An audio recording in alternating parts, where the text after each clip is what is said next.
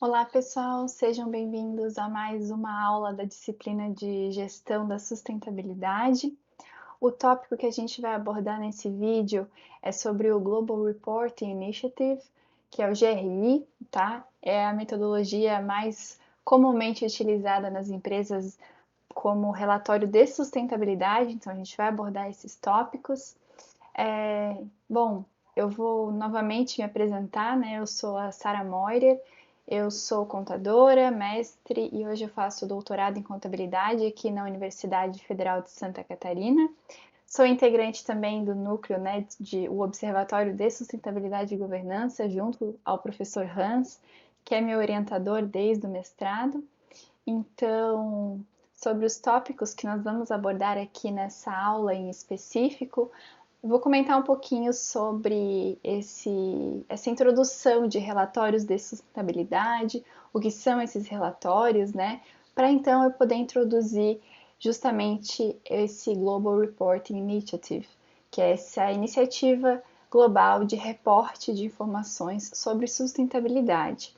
Então, eu vou comentar um pouquinho de toda a história do GRI, os fatores de criação, como ele evoluiu ao longo desses últimos anos, qual que é essa metodologia que está sendo utilizada hoje, que é o GRI Standards, qual que é a abrangência, quem que está utilizando ou não essa metodologia que é o GRI, como eu faço então para descobrir, para analisar onde que estão esses dados das empresas que estão relatando essas informações no molde do GRI. Então, a gente apresenta uma base de dados aqui interessante para vocês poderem acessar. E também algumas razões para as empresas estarem divulgando essas informações sobre sustentabilidade, certo? Então, bom, eu inicio aqui com essa questão sobre o que são relatórios de sustentabilidade, né? Essa discussão para a gente pensar um pouquinho.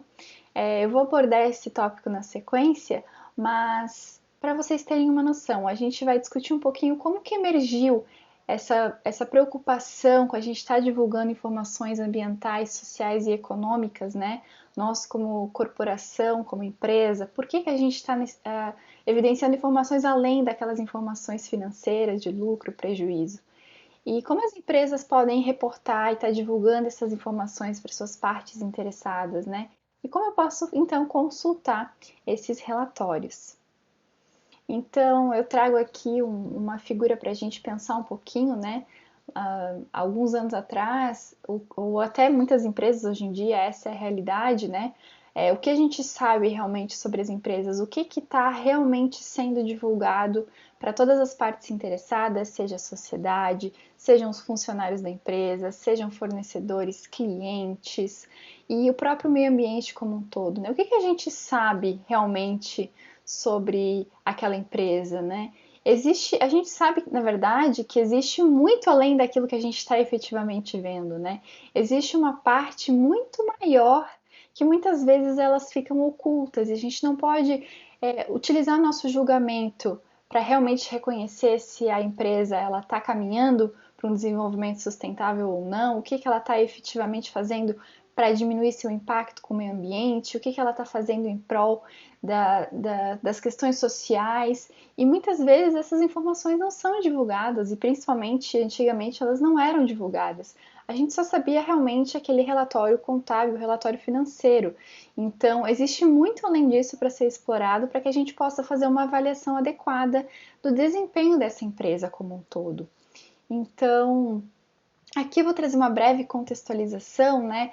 Lá em 1980 surgiu a EMAS, né? Que foi uma iniciativa que existe até hoje para as empresas divulgarem relatórios ambientais. Então, a EMAS, de certa maneira, ela está auxiliando as empresas a fazer um pouquinho esse controle de como está sendo o seu desempenho ambiental. Então, já estava bem avançada, né, nessa época de 1980, já tinha essa preocupação. É, a gente, a gente já comentou isso em sala, mas em 1987 a gente teve o relatório de Brundtland, o documento Nosso Futuro Comum, que trouxe aquele conceito que a gente já conversou, bem clichê, sobre desenvolvimento sustentável, né? Aquele desenvolvimento que justamente ele garante que as atividades presentes sejam desenvolvidas sem estar comprometendo a capacidade das futuras gerações atenderem às suas próprias necessidades. Então, esse conceito de desenvolvimento sustentável surgiu lá em 87. E em 92, nós tivemos a Eco 92, a Conferência das Nações Unidas sobre o Meio Ambiente e Desenvolvimento. Então, foram 20 anos após a Conferência de Estocolmo. Então, essa discussão sobre desenvolvimento sustentável já estava ficando cada vez mais em voga nessa época. E nós tivemos um avanço bastante grande após esse conceito, né, do John Elkington, que trouxe em 97 o conceito de Triple Bottom Line, ou seja, a gente está analisando as empresas pelos 3 P's da sustentabilidade, que é People, Planet and Profit.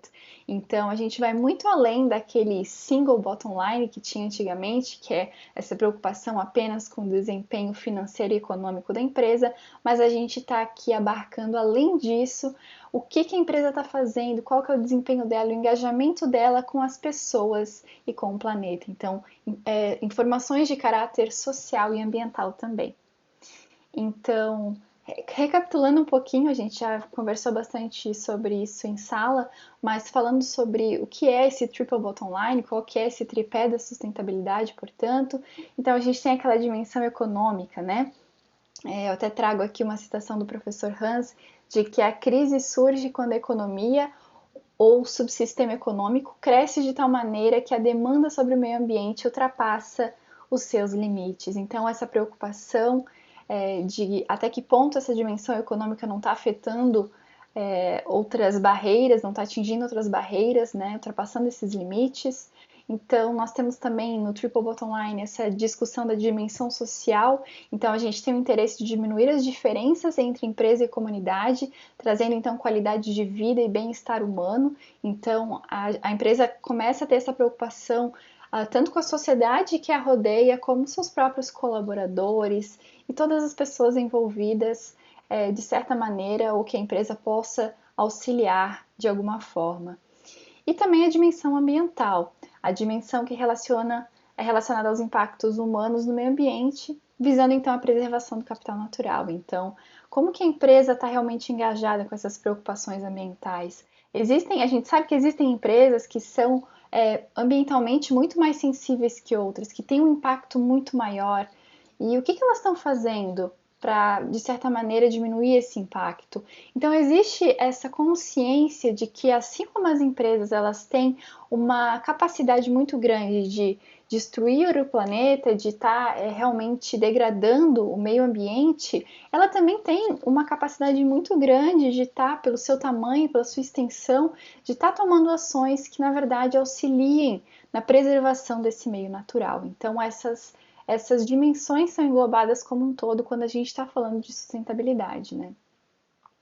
Então, eu trago aqui o que são esses relatórios de sustentabilidade, portanto. Essa preocupação emergiu. Então, os relatórios de sustentabilidade são justamente essa prática das empresas de medirem, divulgarem e prestarem contas para as suas partes interessadas, tanto internas quanto externas, do seu desempenho organizacional, de governança, englobando, portanto, seus aspectos econômicos, ambientais e sociais visando o desenvolvimento sustentável. Então, a gente começa a perceber que antigamente uma empresa que divulgava informações de sustentabilidade era de certa maneira um diferencial, aumentava a sua reputação, mas ao longo dos anos esses relatórios de sustentabilidade eles não são mais um diferencial, é quase que uma exigência da sociedade para as empresas divulgarem esse tipo de informação. Então não é algo realmente eu estou fazendo diferente, eu preciso fazer aquilo. A empresa tem essa responsabilidade perante a sociedade de estar reportando essas informações para que nós, partes interessadas, a gente consiga realmente estar controlando, avaliando e observando o que aquela empresa está realmente fazendo para analisar o seu impacto, para reduzir o seu impacto de certa maneira e de certa forma ainda beneficiar com o que ela pode. Então, Esses relatórios de sustentabilidade foram essa resposta de cobrança das partes interessadas, né? Eles vêm então para tornar a reputação corporativa mais transparente, então sempre essa necessidade de a empresa estar sendo cada vez mais transparente com suas partes, de a gente estar realmente tendo uma visão global do que a empresa está fazendo num aspecto mais geral. Então, a empresa reporta suas ações de responsabilidade socioambientais. Então aqui eu trago novamente o iceberg, né, para a gente fazer essa analogia com alguns tópicos. Então a parte de cima, o que a gente realmente estava analisando anteriormente. Então trago aqui, nós já sabemos resultados financeiros, balanços patrimoniais, demonstrativos contábeis de uma maneira mais geral, mas o que está sustentando tudo isso são diversas outras informações. Por exemplo, impacto da empresa no meio ambiente, governança corporativa, avaliação ambiental do fornecedor, as atitudes de não discriminação na empresa, privacidade do cliente, relação com colaboradores, práticas anticorrupção, a preocupação com as comunidades locais. Esses são apenas exemplos de uma gama muito maior de outras coisas que nós realmente precisamos estar analisando. E o GRI e os relatórios de sustentabilidade, eles vêm justamente para a gente começar a analisar esse tipo de informação que não estava sendo divulgada para as partes interessadas. Então, existe uma dificuldade das empresas de estarem reportando isso, porque muitas dessas informações são informações muito intangíveis. Como que a empresa vai efetivamente mensurar e controlar aquilo? Existe ainda até hoje, né, uma dificuldade para que tudo isso se torne efetivo. A gente sabe que para a gente estar reportando essas informações aqui, que estão na parte de baixo, no mar mesmo, a gente sabe que são necessárias muitas mudanças organizacionais, então a gente precisa de, dependendo do tamanho da empresa, mas a criação de novos departamentos, nós precisamos criar uma conscientização corporativa, então a gente tem a necessidade de educar todas as nossos colaboradores para que essas atitudes sejam efetivamente mensuradas e analisadas. Então a gente precisa reestruturar essa base para que a gente consiga ter um desempenho bacana nessas questões aqui, certo? Então, os relatórios de sustentabilidade vêm com esse estabelecimento de objetivos e metas para a empresa, para ela estar mensurando qual é o seu caminho, o seu progresso visando o desenvolvimento sustentável. Então, a empresa reporta estratégias e compromissos com a sustentabilidade. Esse relatório é uma plataforma de mudança, então existe aquela frase, né, do que não medimos, não gerenciamos. Então existe essa necessidade da empresa estar observando essas informações e o que ela está efetivamente fazendo para mudar alguma coisa nesses caráteres econômicos, ambientais e sociais. Então todos esses impactos são demonstrados a partir desses relatórios de sustentabilidade. Então, uma coisa bastante importante para a gente frisar aqui é a necessidade da empresa estar reportando tanto aspectos positivos e negativos nesses relatórios. De nada adianta a empresa fazer um relatório bonitinho, mil maravilhas e que nada existe de errado, que não existem riscos, que está tudo certo, tudo perfeito, porque existe também uma certa questão de confiabilidade. Se a empresa omitir esse tipo de informação, a gente já tem um olhar distinto para aquele relatório. A gente começa a desconfiar também de outras informações que estão sendo divulgadas. Então, existe a necessidade da empresa fazer esse equilíbrio. A gente sabe que existem impactos negativos, eles existem, os riscos existem. E quando a empresa reconhece esses riscos, ela está se beneficiando para justamente impedir que problemas maiores possam acontecer futuramente. Então, isso é muito importante de frisar aqui. Relatórios de sustentabilidade não são apenas a evidenciação de informações bonitas sobre sustentabilidade. A gente precisa estar considerando um globo, uma versão realmente global de todos esses aspectos e esses impactos. Então, esses relatórios, eles apresentam também os valores da organização, tem toda uma questão também de governança corporativa, e esses relatórios de sustentabilidade, eles, assim como os relatórios contábeis, eles são divulgados e obedecem um período de tempo, então geralmente eles são publicações anuais e eles também passam por auditorias para efetivamente estar considerando a validade e a viabilidade desses dados, certo? Então é importante estar ressaltando aqui também a necessidade das empresas não estarem agora em 2021, está evidenciando um relatório de sustentabilidade de 2018, 2019. Né? A gente precisa que essas informações sejam divulgadas num período adequado para que elas sejam úteis para a tomada de decisão. Então, assim como os relatórios contábeis, que a gente tem um prazo para fazer a entrega dessas informações, para que a gente consiga tomar as melhores decisões, nós como partes interessadas, os relatórios de sustentabilidade também seguem esse princípio contábil. Então, embora ele não seja tão respeitado, a gente percebe que existe um atraso um pouquinho maior para o reporte dessas informações, mas a organização precisa ter esse esforço para que essa informação seja evidenciada a tempo hábil para que ela seja útil para a tomada de decisão, correto? Então, apresento aqui uma breve introdução, né, do que é o GRI, o que é o Global Reporting Initiative. Então, é uma organização cujo principal trabalho consiste na criação de diretrizes e indicadores para a elaboração de relatórios de sustentabilidade. Então, a GRI é uma norma, é uma metodologia que a empresa pode ou não se adaptar para evidenciar informações de sustentabilidade. Então, uma padronização, né, uma linguagem comum para as organizações e stakeholders. Então, existe uma dificuldade da empresa estar reportando essas informações e o GRI está aqui para isso, para justamente tentar auxiliar a empresa sobre como ela pode reportar essas informações, que informações são relevantes para ela reportar. Então, é justamente essa diretriz, esse caminho para a empresa estar reportando essas informações. Hoje o GRI é a metodologia mais usada e popular no mundo, né?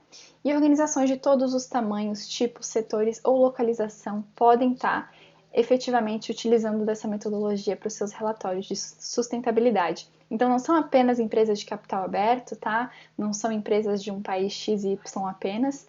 O GRI tem esse intuito de justamente ser global, certo? Então, aqui uma breve contextualização, né, de como que surgiu o GRI. Então, principalmente depois de 89, com o derramamento de petróleo, né, do Exxon Valdez, aquele desastre ambiental que foi, acredito que até hoje o pior desastre ambiental já causado pelo homem, né, que foram quase 11 milhões de galões de petróleo foram dispensados no mar, lá na região do Alasca, então com efeitos que perduraram durante muitas e muitas décadas, né? O efeito desse desastre natural.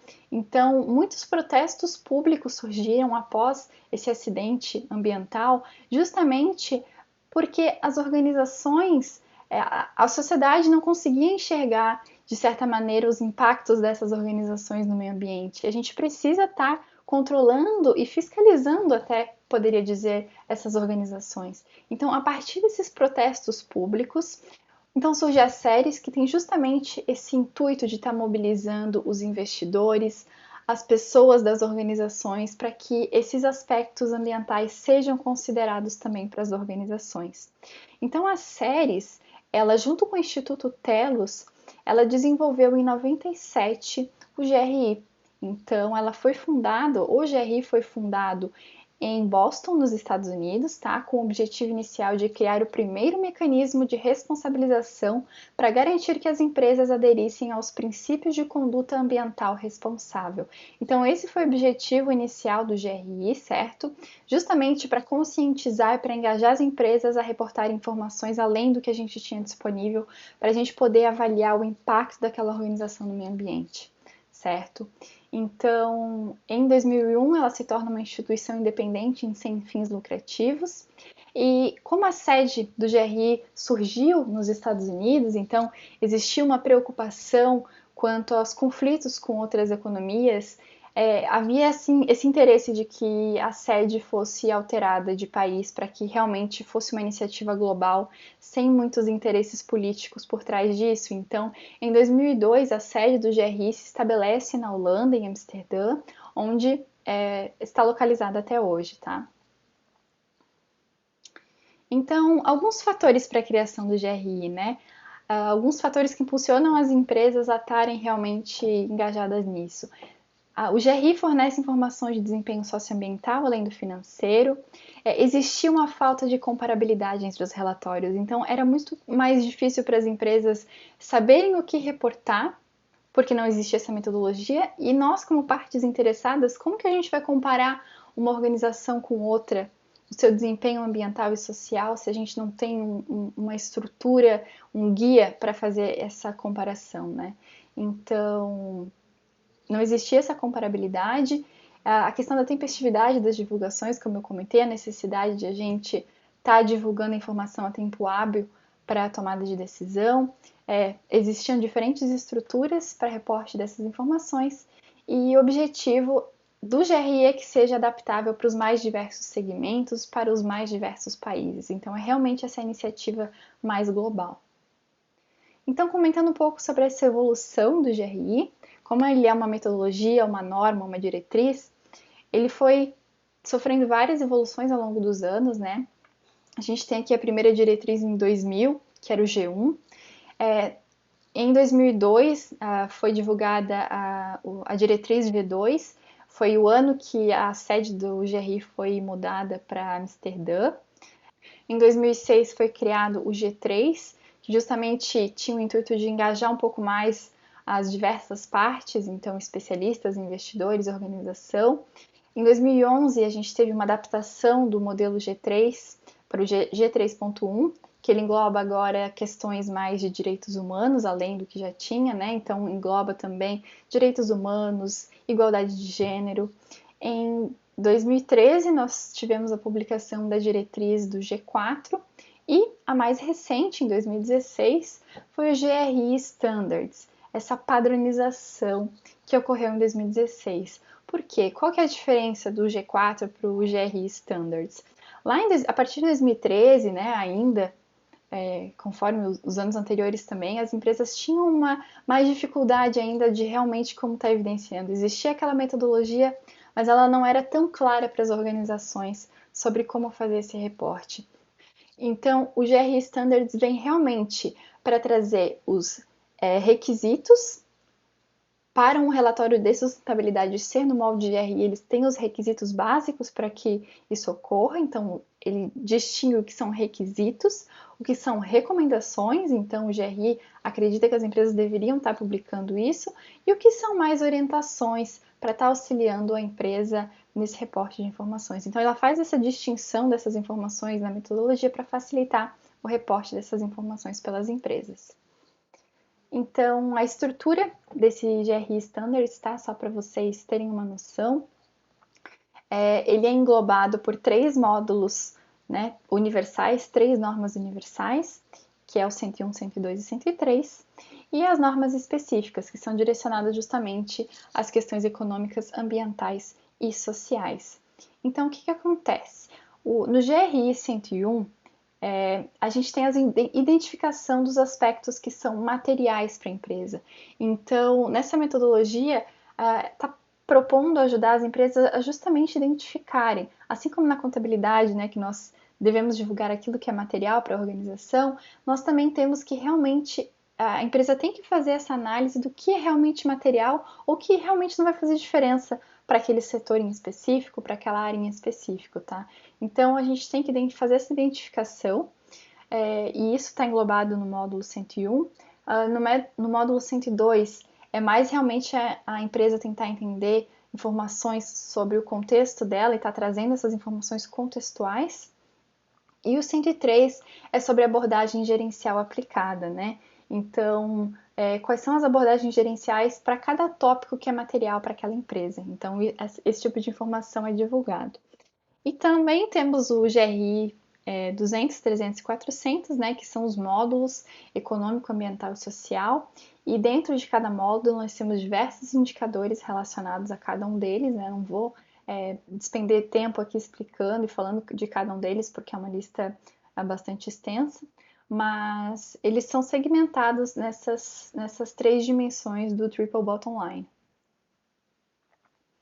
Então, o GRI Standard substitui essa versão do G4, né, em 2016, e ele muda então essa estrutura, dando mais flexibilidade para a organização, está realocando seus conteúdos. Então, como eu comentei, a gente tem agora requisitos, recomendações e orientações. Então, se vocês entrarem lá no site do GRI, vocês conseguem baixar esses PDFs, esses módulos do GRI. É bastante interessante vocês fazerem esse exercício para vocês verem realmente o que essa metodologia está propondo para que as empresas façam, né? Então, a gente olha lá que para cada tópico, por exemplo, um indicador ambiental, nós temos os requisitos, que são quando a palavra em negrito shall está destacada. Nós temos as recomendações, que é o que a empresa realmente deveria fazer, mas ela não é obrigada a fazer necessariamente. E também temos as orientações, que é para auxiliar a empresa a fazer o reporte dessa informação. Então, falando um pouquinho sobre a abrangência do GRI, né? Agora em 2021, eu analisei pela base de dados que existiam 463 organizações no Brasil que estavam evidenciando esses relatórios de sustentabilidade no molde do GRI. Nós temos quase 11 mil organizações no mundo inteiro, tá? E um ponto interessante a ser destacado é que o primeiro ponto focal, que é esse escritório, esse ponto fora de Amsterdã, tá? Então a gente tem a sede em Amsterdã. O primeiro ponto focal, além de Amsterdã, foi sediado aqui no Brasil, na cidade de São Paulo, tá? Hoje são vários os pontos focais do GRI, mas o primeiro foi sediado em São Paulo. E eu trago aqui alguns exemplos de organizações que fazem o reporte dessas informações no modelo GRI. Vão muito mais além disso, como eu comentei, são quase 500 organizações só no Brasil, tá? E aqui como exemplo de adepto, né, eu vou trazer nada mais, nada menos do que a nossa universidade. Então, a UFSC já tem alguns relatórios de sustentabilidade evidenciados, e esse aqui é o mais recente na base de dados que eu olhei, então ele foi relacionado a 2018, né? E a gente consegue perceber, por exemplo, aqui ele comenta que a metodologia utilizada é o GRI Standards, então a gente vai encontrar isso nos relatórios. As empresas vão estar comentando qual que é a versão da metodologia que eles estão se adequando. Aqui eu realmente peguei uma parte só do relatório para vocês terem uma noção. Então, existem diversos gráficos, imagens, textos e, enfim, uma série de materiais que a empresa vai estar fazendo uso para reportar essas informações. Então, aqui um específico são informações sobre a água, tá certo? E uma coisa bastante importante é que esses relatórios no modelo do GRI, geralmente nas últimas páginas, eles têm esse índice de GRI, que são várias páginas em que cada indicador do GRI ele tem um número, como eu comentei, tem o módulo 101, 102, 103, nós temos o módulo mais específico de econômico, ambiental e social, que é o 200, 300 e 400, e dentro de cada um desses tem vários indicadores para a empresa estar observando. Então, lá nesse índice, a empresa traz aquele indicador que a metodologia do GRI está se propondo e onde que está nesse material. Então, ele traz a página, por exemplo, tem um indicador aqui, por exemplo, da UFSC, de mercados atendidos. Então, ele traz aqui a página 2 e a gente consegue ver onde que a UFSC está reportando essas informações sobre esse indicador. E uma coisa bastante interessante é o engajamento com os Objetivos do Desenvolvimento Sustentável, como a gente comentou isso em aula, né, as ODS. Então, a gente consegue ver aqui que a UFSC trouxe até a figura das ODS no seu índice, né? Então, por exemplo, aqui nós temos composição do maior corpo de governança e seus comitês. Então, nós temos aqui 2 objetivos do desenvolvimento sustentável que essas informações no modelo GRI estão se propondo a auxiliar e melhorar o desempenho nesses ODS em específico, certo? Então, aqui eu queria trazer a base de dados para vocês conseguirem enxergar onde estão esses relatórios, né? Como que eu posso ver se a minha empresa faz, se ela não faz, qual metodologia que ela está utilizando. Então, eu trago aqui, esse é o site, tá, pessoal? Trouxe na apresentação também, quem tiver interesse em acessar. Então, a gente pode fazer uma pesquisa aqui rapidinho.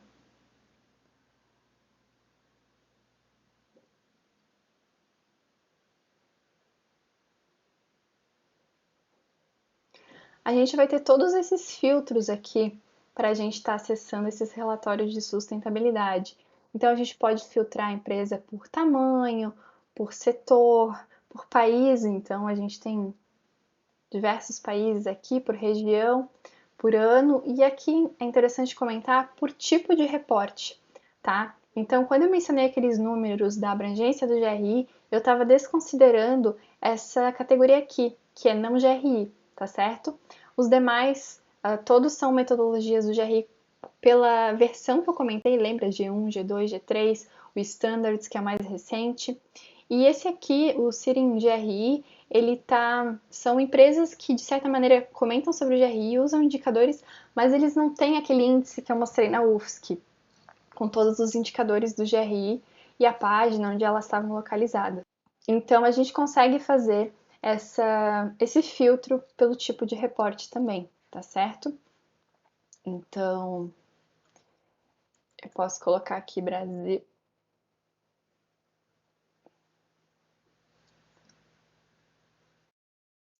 Aqui eu estou colocando todos os reportes, inclusive o que não é GRI. Então a gente vê uma lista bastante extensa, são 53 páginas aqui de, de reporte. Então eu posso buscar pelo nome da empresa também. Então eu vou pesquisar na Natura, tá? A Natura foi a primeira empresa a reportar esses relatórios aqui no Brasil. E a Natura sempre foi exemplo de sustentabilidade em muitos aspectos, né? Então, a gente consegue perceber aqui toda essa base de diversos relatórios que a Natura foi publicando aqui ao longo dos anos, tá? Olha só, nós temos desde 2002 reportes da Natura. E aqui embaixo a gente tem a versão da metodologia que está sendo utilizada, tá? Então aqui, ó, esse reporte é de 2019, é referente ao ano de 2019, mas aqui embaixo tem o ano que ele foi divulgado, então em 2020 eles publicaram um reporte referente a 2019, a versão do GRI, que é o GRI Standard, certo? Então a gente consegue fazer essa busca por aqui. Às vezes acontece de atrasar um pouquinho para vir para essa base de dados, então se vocês querem fazer alguma pesquisa que vocês precisam necessariamente do último, vocês podem também pesquisar às vezes no site das empresas.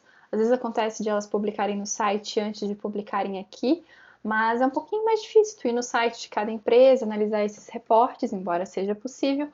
Então essa base de dados ela está aqui para auxiliar um pouquinho nesse processo, tá certo? Então eu vou abrir aqui rapidamente esse relatório da Natura para vocês entenderem um pouquinho sobre o que a gente está falando aqui. Então aqui um sumário inicial e sobre cada tópico que a Natura vai publicando, ou outras empresas também, essas que estão efetivamente no molde do GRI, elas podem trazer essas questões iniciais, mas elas geralmente trazem aqui, tá vendo? Esse número, que é o número do indicador do GRI, a qual elas estão atendendo. Por exemplo, aqui a mensagem da presidência, então provavelmente tem algum indicador específico que ela vai estar tratando informações sobre esse indicador nesse texto, tá certo?